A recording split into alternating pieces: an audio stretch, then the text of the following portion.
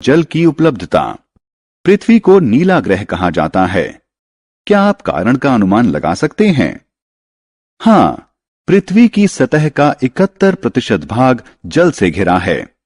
यह जल नदियों, तालाबों, महासागरों और झरनों के रूप में है, जिसके कारण इसे अंतरिक्ष से देखने पर इसका रंग नीला दिखाई देता है।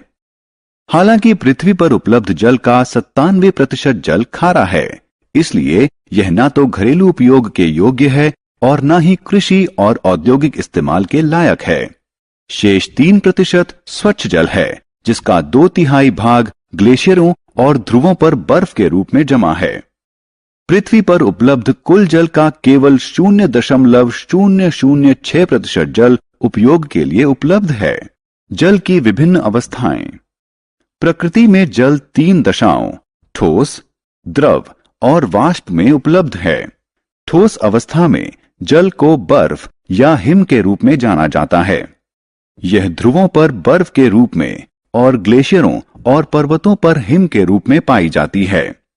जल को गैसीय अवस्था में जल वाष्प या भाप के रूप में जाना जाता है, लेकिन जल की सर्वाधिक सामान्य अवस्था द्रव अवस्था है। इस अवस्था में इसे जल के रूप में जाना जाता है। जल के भूमि से आकाश में जाने और वापस भूमि पर आने की प्रक्रिया को जल चक्र कहा जाता है। जल के तीनों अवस्थाओं में निरंतर चक्रण के कारण पृथ्वी पर जल की कुल मात्रा लगभग स्थिर बनी रहती है, जबकि संपूर्ण विश्व इसे इस्तेमाल करता है। भूमिगत जल, जल का महत्वपूर्ण स्रोत।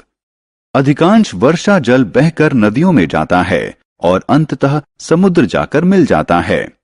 इसमें से कुछ जल मृदा द्वारा अवशोषित कर लिया जाता है। यह जल भूमिगत जल कहलाता है।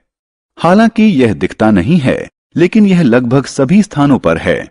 भूमि के नीचे, आपके घर, नगरों, खेतों व रेगिस्तानों के नीचे, सभी स्थानों पर। भूमिगत जल पृथ्वी पर स्वच्छ जल का महत्वपूर्ण स्रोत है। यह अनेक झीलों और कुओं के लिए भी महत्वपूर्ण स्रोत है। हम में से अधिकांश लोग भूमिगत जल को प्रतिदिन पीते हैं। ऐसा इसलिए है क्योंकि जो हमारे उपयोग के लिए हैंडपंप और ट्यूबवेल से प्राप्त होता है, वह भूमिगत जल है। भौमिक जल स्तर। भूमि के भीतर वह सबसे ऊपरी स्तर जो पूर्ण रूप से जल से भरा हुआ होता है, भौमिक जल स्तर कहलाता है। भूमिगत जल इस भौमिक जल स्तर के नीचे पाया जाता है। भौमिक जल स्तर झीलों और नदियों से होने वाले अपवाह, हिम के पिघलने और वर्षा से बनता है।